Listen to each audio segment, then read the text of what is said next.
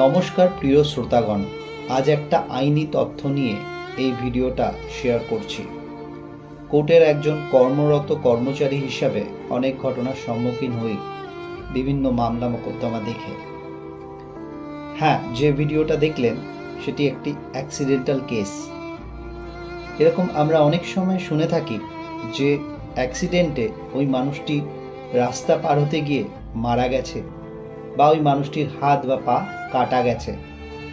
তবে যে মানুষ অ্যাক্সিডেন্টে আহত বা নিহত হলো, তার কি দোষ ছিল বা তার পরিবারের এখন কি হবে? আপনাদের জ্ঞানকে বৃদ্ধি করার জন্য এই বিষয়ে আলোচনা করব।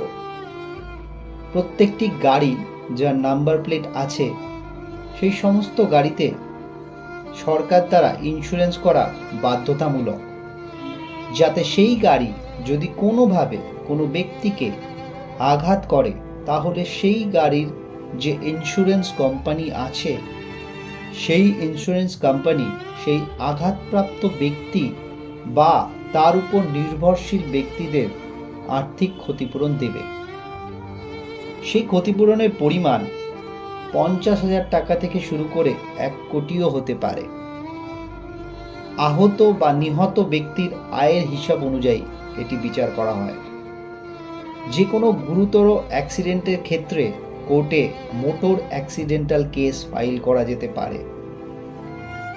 কোর্টে ব্যক্তির আঘাতের পরিমাণ ও আয়ের পরিমাণ বিচার করে ওই আঘাতপ্রাপ্ত ব্যক্তি বা তার পরিবারকে আর্থিক সহায়তা প্রদান করায় ইন্স্যুরেন্স কোম্পানির থেকে টাকা আদায় করে।